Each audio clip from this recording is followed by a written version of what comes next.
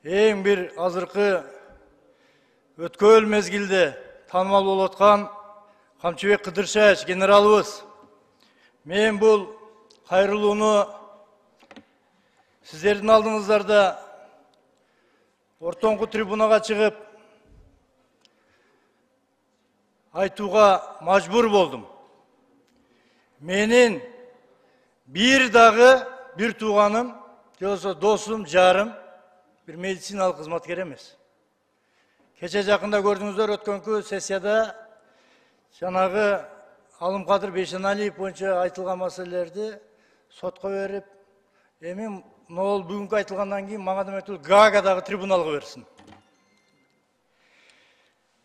Урматтуу Садыр Нуркожоевич, мындан 3 жыл мурун кыргыз эли чоң үмүт менен митингтерге чыгып атып, өзүңүз саясий заказын айынан 3 жыл, 4 жыл чоң бир кыйынчылыктарга душар болуп, камакта жаткан жериңизден эл көтөрүлүп чыгып, сизди болуп көрбөгөндөй шайлоолордо активдүүлүгүн көрсөтүп, 80%тен ашык эл сизди жан дили менен колдоп президент кылган.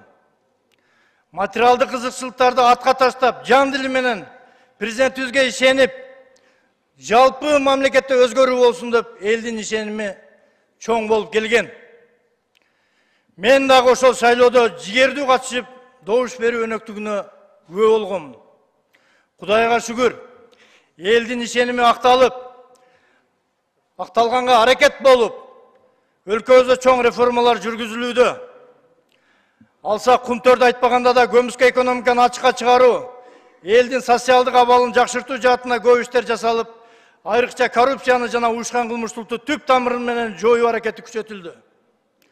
Жыл сайын жүздөгөн социалдык объектилер салынып, өлкөбүздүн куралдуу коргонуу күчтөрү күчөтүлүүдө жана күч түзүмдөрүнө техникалар жана башка тармактарга жаңы техникалар алынып, авто чыгаруучу заводдордон баштап, өмүрүндө ремонт көрбөгөн сирктен баштап, алыскы толуу аймактардан бери социалдык объектилер курулуп жатат.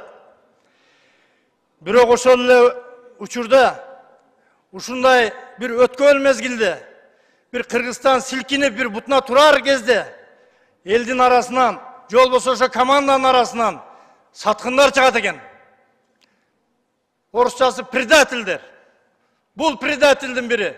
Alımkadır Beyşenaliyev. Alımkadır Beyşenaliyev de aytardım. Bul kişi cumuşka gelgenden beri prezidentin işenimine girip anın atın satıp mamleketteki en manülü sanalgan саламаттык сактоо тармагын жалпы системасын талкалап бүтмөй болду. Туугандар, мен убакыттын тардыгын эске алып, анча-мынча эле фактыларга таянып айтып кетейин. Биринчи, өткөндөгү сессияда айткан, бул прямой связан с ОПГ деп. Мен ар бир сөзүмө значогу жоксуз дагы далилдеп жооп берип жүргөн жигитмин. Депутат болгонго чейин дагы. Бул Алымкадыр Бейшеналиев ОПГ менен тыгыз байланышта экендигин бул уялбастан мени сотко берди. Ал айтты. Гиппократтын антын ичкем, ошон үчүн мага келген кылмыш дүйнөсүнөн болобу, башкасынан болобу мен операция кылганга мажбурмун дейт. Кыргызстанда мыйзам бар. Ар бир кылмыш, могул жерде генералдар отурасыздар. ДТП болобу, ножевое ранение болобу, огнестрельное ранение болобу, он должен фиксироваться правоохранительными органами. Немедленно должен сообщаться Минздрав тарабынан. А бул үйүнө бекитип, көрүнгөн жерде операциялар жасап, ал Гиппократтын антын эмес, ал акшынын долларына жасап жүргөн ал операцияларды. Элдин башын айландырбасын. Эч кандай, мисалы 47-чи колония менен Мед Академиянын ортосунда келишим болгон деп айтты. Мына мен колумда Бейшеналиевдин да каты турат, могул жерде ректор Кудайбергеновдун каты турат, мен запрос жибердим. 47-чи колония менен Мед Академиянын ортосунда эч кандай келишим түзгөн эмес. Ал берген интервьюсунда айтып атат, мен келишимдин негизинде операция кылчу элем дейт. Жалганды башка жака барып айтсын. Андан кийин ошол эле учурда бизде маркум болгон Дөчүңгүз деген ОПГнын лидери болгон. Ысык аталык. ушул Дөчүн кыздын балдарынын бири. Азыркы кезде министрдин оң колу болуп, кеңешчиси болуп отурган Ринат деген жигит бар. Мавлянбай уулу.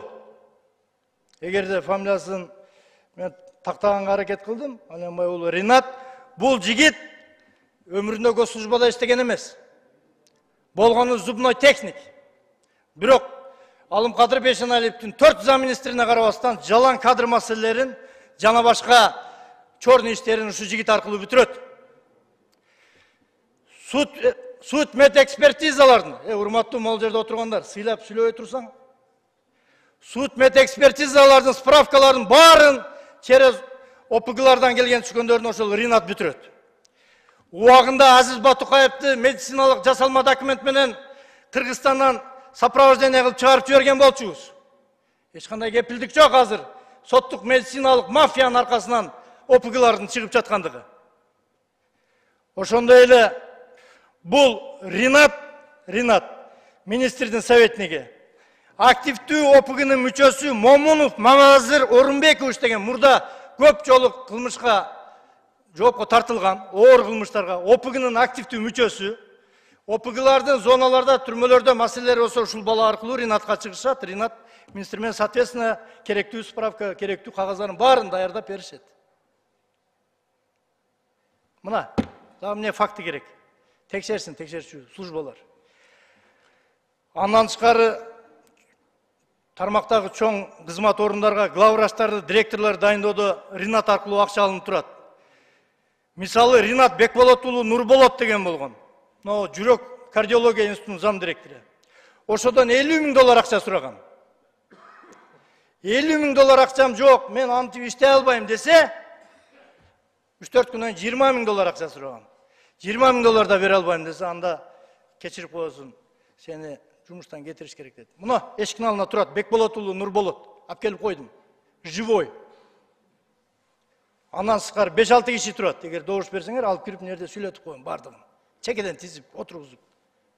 Эшиктин алдына турат нерде. Турасыңар мына Нурболот. Туруп мына колуң мындай кылып кой. Андан сыртта да бар. Андан кийин бул жерде кардиологияда өзү бул бизде коррупция түгөнбөйт окшойт. Бул атуу өкүмүн киргизмей сайынчы. Ошол жерде эми оорук жандардан жана стенд коюу, жана башка бүт тыйындарды чогултушуп, ал жерде коррупциялык схеманы Ринат аркылуу министрге Тукушева Эльмира деген акчаны алып барып турушат Ринатка. Анан Талай деген болгон, мурда билесиздер, камалып, УКМК кармап. 2-3 ай жатып, аз ошол киши тар чөйрөлөрдө айтып өткөн, Toyota Foreigner'имди сатып $20.000 бердим эле, камалып кетемби депчи. Азыр эми диагностика центрге кайрадан директор кылып коюптур. Бул Алымкадыр Бейшеналиев кандай десе болот? Бул урматтуу президент, сизге мындай кадрларды ким сунуштайт? Мен билбейм. Бирок бул жана устойчивый, системный коррупционный схеманы түзүп койгон Минздравда. Юкта Абдрахманов Шаятбек Түленбаев деген кошелеги бар. $5.000 $45.000 чейин ставкалары должносттардын. Облбольницанын главврачы 3 комната квартирасын $45.000 сатып берген экен. Заведующийлерин баарын чогултуп айтыптыр. Мен $45.000 министрге бердим. Болдум. Эми урматтуу заведующийлер бир кварталда ушул акчаны чогултуп беришиңер керек. Заведующийлер чогултуп алып. Чогултуп албаганын арызын жазып кет дептир. Заведующий соответственно жөнөкөй карапайым калкка барып груз кылат. Тура айтамбы? Же туура эмес айтамбы? Андан кийинки бул жерде күмөндүү фамилиялар толтурам энди. Катарынан окуп берсем өтө көп убакыт кетет, но анча-мынчасы. Ниязбеков Анарбек Кулназарович, Жайыл аймактык ооруканасынын хирургия бөлүмү башчысы. Бул киши ОПГнын кылмыштуу топтору менен байланыштуу болуп, алардын жабыркагандарга дайыма жашыруун түрдө операция жасап жүргөн Алымкадыр Бейшеналиев экөө чогуу. Азыр эми анча-мынча баягы саясий ОПГлар менен байланыштагы кызматтагылар жумуштан алгыла десе, анын өзүн жумуштан алып туруп, хирург кылып кадимкидей. Баласын заводел кылып коюптур. Бул эмне деген көз боемочулук. ордуна улум бөлүм башчымын коюп койгон. Ошондой эле Кара Суу райондук аймактык ооруканасында директор. Бул айым мамлекетке 4,5 миллион сом зыян келтирип иш козголгон. Бирок бул жерде мен азыр сөзүм аягында дагы бир соттор боюнча да маселени айтып кетем. Ани соттук медициналык черный мафия десе болот мунучу. Бул ак халатчан министрдин ичинде дагы черный халаты да бар экен. Урматтуу депутаттар, урматтуу кыргыз элим, урматтуу президент, урматтуу Камчыбек Кыдыршаевич, эгерде сиздер менин үнүм жетип аткан болгон болсо, могул жердеги слайдты коюңуздар. Мыйзамсыз баюулар боюнча Алымкадыр Бейшеналиев министр болуп турган кезинде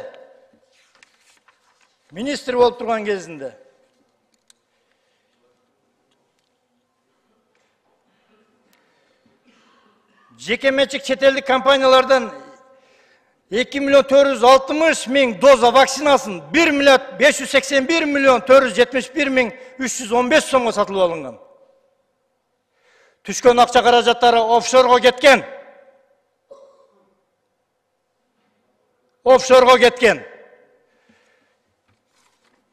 Пожалуйста, канча мүлк чогулткан ар бир адрестери бар.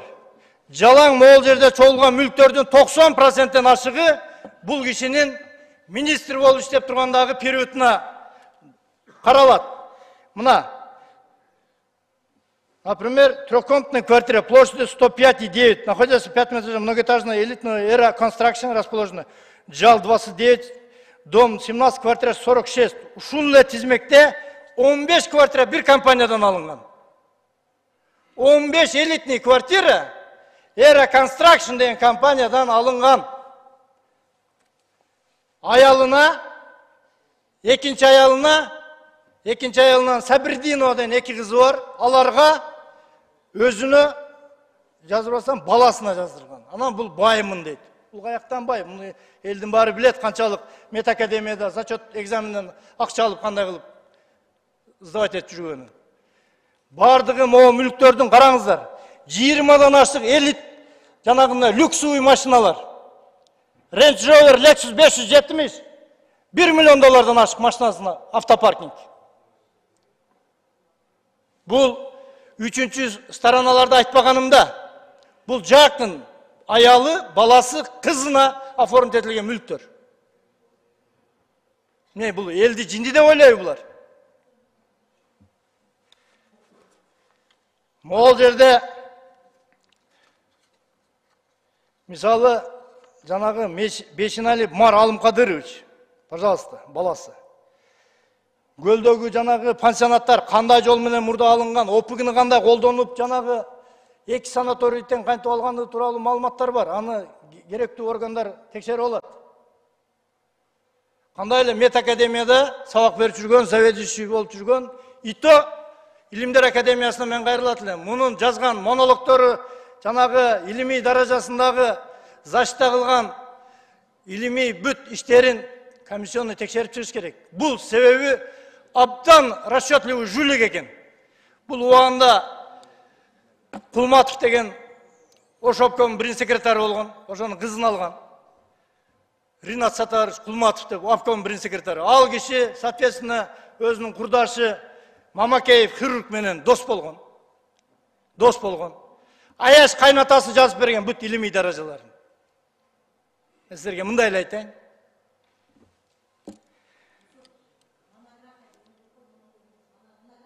Монографияларын.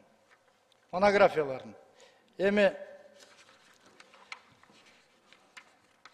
бул жерде коррупция боюнча көп маселелер бар. Бул Алымкадыр Бейшеналиевдин жүргөн жери коррупция экен. Садыр Нуркожоевич өзүнүн саясий эрки менен кумтөрдү кайтарды. 100%. Бул өтө чоң жумуш. Ошол кумтөрдөн пайдаланып, Акаевдин заманынан бери оңдолбой келген алтын балалык деген бар эле, көлдө билесиздер, Ошону ремонт кылып берди. ошого 300 миллион сом акча бөлүп берди президент. Ошол 300 миллион сомду да уруп кетиптир бул жагын. Балбак Зарлыкович, сиз көлдүн депутатысыз. Барып текшерсеңер болот менин могу сөзүрмө. Мына, мисалы 300 миллион сомдун курулуш иштерине бөлүнгөн. Алымкадыр Бейшеналиев өзүнүн баласынын фирмасы аркылуу аны ремонт иштерине киргизген. Баласынын фирмасы аткарууга алып, ошол иштер сапасыз, жарым-жартылай жасалып, 150 миллион сомго чукул акча каражаты уурдалган. Долбоордо көрсөтүлгөн курулуш материалдарынын ордуна сапасыз материалдар колдонулган. Элементарный, мисалы, керамикалык кафелдин ордуна сапасыз линолеумдер төшөлгөн. Эшик жана ички жанакы материалдарды айтпай эле коелу. Натыйжада мурдагы директор Алымкадыр Бейшеналиев менен азыркы директор Замир Асанбаевдин ортосунда кабыл алуу актысына кол коюлбай талаш-тартыш жаралып келет да сих пор. Азыркы директор. Эми Алтургай, Алтын Балалыкка келген мебелдерди Алымкадыр Бейшеналиев Бишкектеги үйүнө таштып кетиптир. Мебелдерди. Анын ичинде нан бышыруучу производственный шкаф да бар экен, балдарга нан бышырып берүүчү. Ал шкафты дагы мебелди да алып келип бер деп хутордук складтын башчысы бар экен, Нургүл деген эже. Кайра чалат экен, эртең бүрсүгү менен мебел дагы кайтпайыптыр, шкаф дагы берилбептир. Ал кеткенге жараша бүт мебел себели менен тазалап кетиптир, баягы кымбатыраак мебелдер. Бул эмне деген пастык? Ошол эле учурда эл аралык жанагы донорлордон, жанагы Кызыл Жарым ай деп коелу, ошондой коомдордон көптөгөн гуманитардык помоштор, матрастар, жана башкалар келет экен. Аны бухгалтери Салтанат деген Акматова Салтанат экөө сатып Салтанат министр менен иштеген кезде эле сразу 2 этаж үй салыптыр. Аны ГКМ текшерсе болот. Ал эле эмес легендарлуу ушул ак үйдө тосмо бар эле. Башынан 3 революция өткөргөн тосмо. Ушул тосмону управделами ошо Алтын Балалыкка берген. Аны да эптеп-септеп тосуптур дагы, калганын кыркып металлга сатышыптыр жана Акматова Салтанат экөө. Бул эмне деген нерсе бул? Бул өмүрүндө бир ачка кишилерди алып келип алганбызбы? Легендарлуу сиздердин заборуңуздарда бөлүп ачкан сатып жүрүшүптүр баягы Акматова Салтанат экөө. Буга көрсөтмө бере турган кишилер толтура ошол жерде. Кайсы жака барып саткандан бери. Ошондой эле туугандар, бул көз боемочулугу токтобой деген бизде ФОМС деген бар, билесиздер. 92-91 жылдары бул защищенный статья болуп түзүлгөн. Ошону бул через Минздрав ушунун акчаларын, бул акчага тойбогон киши окшойт. Бул Минздрав аркылуу өтсүн тигинден мындай деп атып, элдин баарын башына айландырып атып, эми мүмкүн жана фармация деген ишкананы президентибиз, Кабминдин башчылары туура эле ойдо жанакындай кылышкан, түзүшкөн. Ошол бирок ал жерде уставында көрсөтүлүп турат. Производительдерден, дүйнөлүк производительдерден фармация прямой контракт менен арзан дары-дармектер обеспечить этсин Кыргызстанды деп. Тилекке каршы фармацияда андай болбостон посредник частный фирмалардан срогу бүтөйүн деген дарыларды фирмаларда жин эместе. Мамлекетиңе өлүп кетет. 1 ай, 2 ай, 1,5 ай калган кымбат баалуу ар кандай дары-дармектерди жанагы Элеман деген мамлекеттик аптека деп пиар кылып атпайбы? Ошолорго өткөрүп коет. А бул фармация жанагы Элемандын логистикасы, склады, транспортировкасы эч нерсеси чечилбестен туруп, ушуга аракет кылып, азыр мамлекеттик ооруканаларда дары-дармек дефицит. Элементарный жүрөгү бармаса изакет жок. Врачтар перчаткасыз иштеп аткан жерлер бар. Не деген бул башаламандык? Эми бул Элеманга Эрай деген компаниясы аркылуу алынат. Эрай кимдин компаниясы экени ал такталып атат азыр. Менде да маалыматтар бар. Эрай 80% поставка кылат. Ошо Эрай. Эрайдын Алымкадыр Бейшеналиевдин үй бүлөлөрүнө белек пешкектерди дайыма берип, жакын мамиледе экендигин биздин өзүбүздүн булактарыбыз тактап беришти.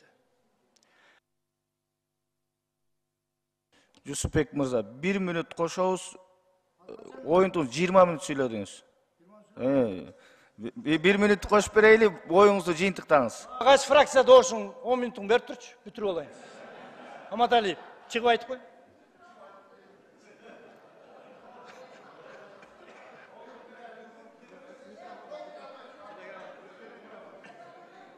Экинчи микрофон. Биздин дагы 10 минут берип коерңиз. Урматтуу депутаттар, ынтымак фракциясынын 10 минутун берип атат, добушка коем, добуш бериңиздер.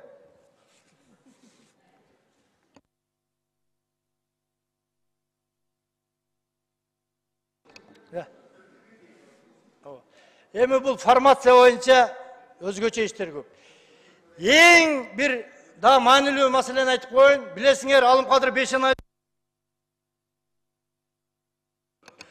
74 макул каршы 1 бар, 75 катталды 81, дагы 10 минут коштук, оюңузду жыйынтыктаңыз 10 минуттун ичинде. Эң маанилүү нерсени айтып коеюн. Урматтуу президент, урматтуу Камчыбек Кыдыршаевич, мурдакы министр болуп иштеген периодунда Мээрим деген помощница секретары бар эле. Ошонусу вымогательство, взятка менен кармалган. Бирок сот актап жиберген. Ал актаган сот, жогорку соттун судьясы Арстанбаева Диляра.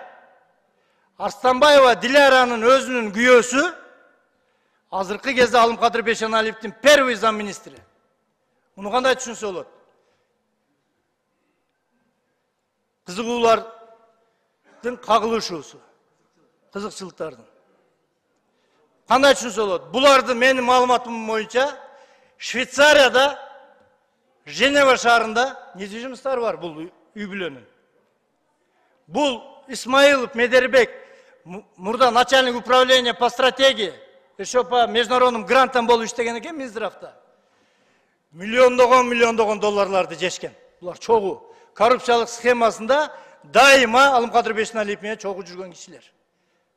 Алымкадыр Бейшеналиевдин, пожалуйста, могу мүлктөрүн көрсөттүң. Дагы бир жолу көрсөтүп кой. Булардын Туркияда да недвижимосттары бар. Дубайда да недвижимосттары бар. Урматтуу Камчыбек Кыдыршаевич, мыйзамсыз баюу боюнча Беренеде соттук медициналык мафия ушул жерде жатат. Ушуларды кустура турган менин эсебим боюнча буларда жалпысынан 50 миллион долларга чейин ушул мафияда акча кармалып турат, бюджеттен урдалган. Мамлекеттен спеццентрдин акыбалын караңыздар. Азыр эми могул мамлекеттик жанакындай болбосун, сыртка чыгып могу интернетте. Аларын айтпай эле коеюн, башаламан. Жанагы СПИД боюнча, туберкулез боюнча алардын лечениясы курсу 9 айдан 1 жылга чейин. Ошолордун дары-дармектери могу фармациядагы башаламандыктын айынан үзгүлтөккө учураган атат. Урматтуу депутаттар. Анан эң бир дагы бул кишинин не только мошенник, жулик, аферист, коррупционер эле эмес, бул чоң трайбалист экен. Чоң трайбалист. Себеби билесиздер, президент дайыма биз мамлекет тарабынан почкасы органдарга гемодиализ жанакындай кылабыз. Гемодиализдин расходу өтө кымбат. Бирок президент өзүнүн аракети менен ар бир жаранга бюджеттен 8 000, 7 000 доллар бөлүндүрүп, ушулардын почкаларын алмаштырып берели деп чечти. Бул өтө бир колдоого тете, мамлекет үчүн да пайда ал. И оруулар үчүн да пайда. А бирок ушул нерсени баштаган кишилердин бири жана кыргыз биримдиги коомунун жетекчиси Аманбай. Фамилиясы Өмүрзаков болуш керек. Өмүрзаков киши бул Туркиядан ушундай нерсе башынан өтүп Туркиядан таап келген экен. Анан бир сыйра кайрылган. Эч ким буга жанакындай кайрылган эмес. То есть макулдугун берген эмес. Ош мамлекеттик университети макулдугун берип, өзүнүн ординаторлорун жиберип, ошол жакта окутуп аткан жеринен бул киши кайрадан министр болуп келип калат. Эмне үчүн бул трансплантация, бул тарыхый нерсе Кыргызстанда. Эмне үчүн Ошто болуш керек? Ош мамлекеттик университети жасаш керек муну деп, өзү Ирандан, Пакистандан спортивкачан келатып, тиги Түрктүн университетинин ректорлоруна, мен инкубскиймин, мен бандитмин, Кыргызстанда мен чечем. Могу оштук ординаторлордун бардыгын кетиргиле, мен силерге башка ординаторлорду жиберем деп, өзүнүн тааныш жаш өтүп калган кишилерди азыркы кезде ошо трансплантация боюнча окуп келгиле деп жиберген кезде. То есть жакшынакай билим алып үйрөнүп калган Ош мамлекеттик университетинин ординаторлорун апштаздан кудуртуп чыктырып, кайра чалып атып түрктөргө. Эми бул нерсе ошо Айша атасынын клиникасында болуш керек экен, мама кейипте. Эмне үчүн тарыхый трансплантация Ошто болуш керек деп бул эмне урматтуу Сабирдинович угуп атсаңыз, бул кызганычпы тарыхый же трайбализмби? Моменттерин караш керек бул жерде. Эгерде менин сөзүм калып болсо, ошо кишилердин баарын сурасаңыздар болот. Анан эгер добуш койсоңуздар, могул жерге келген кишилерге сөз да берелик.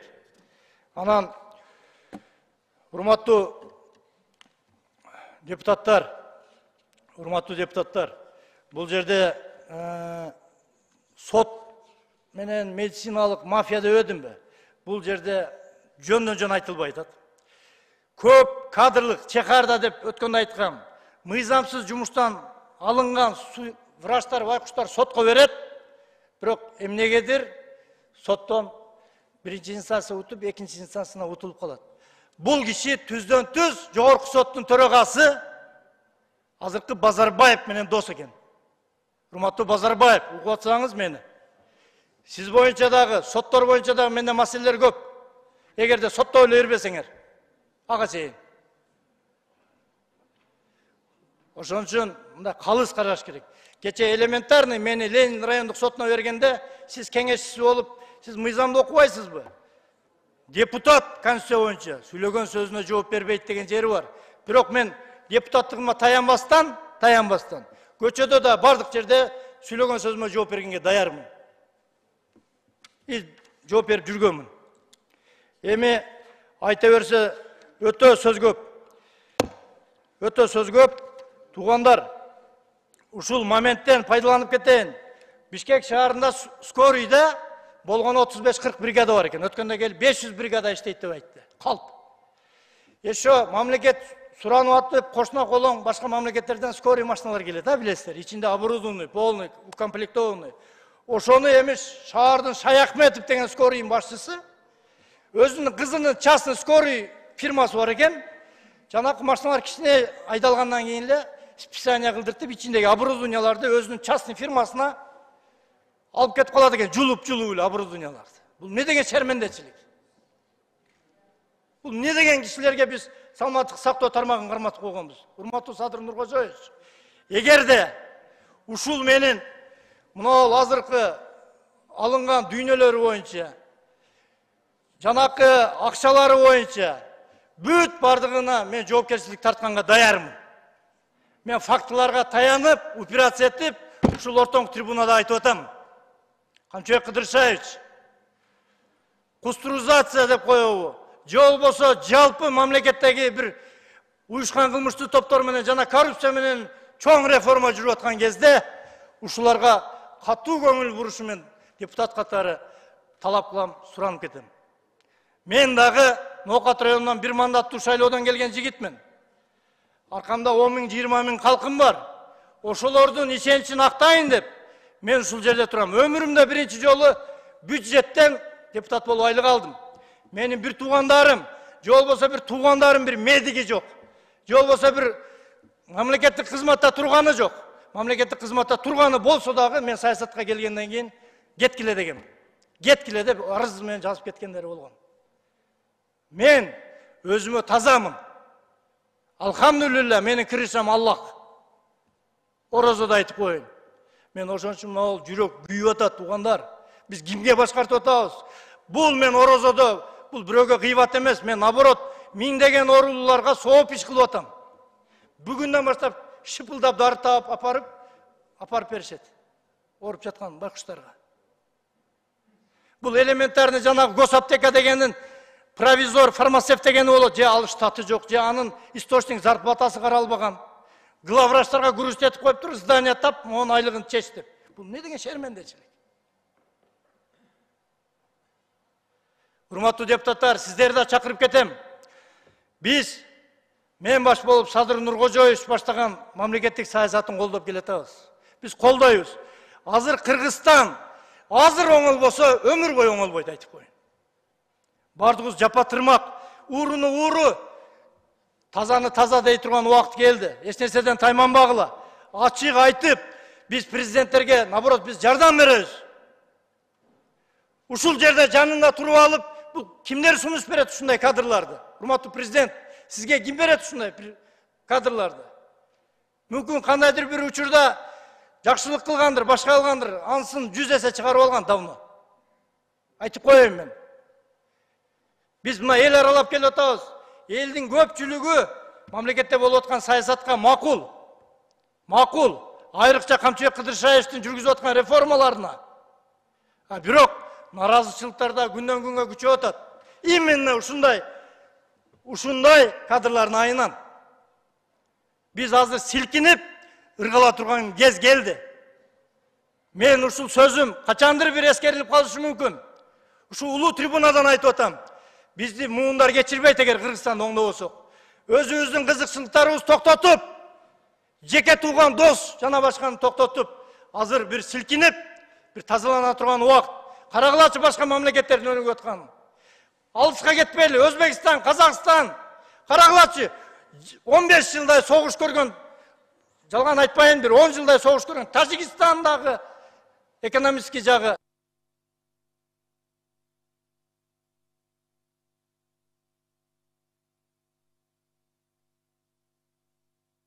Рахмат.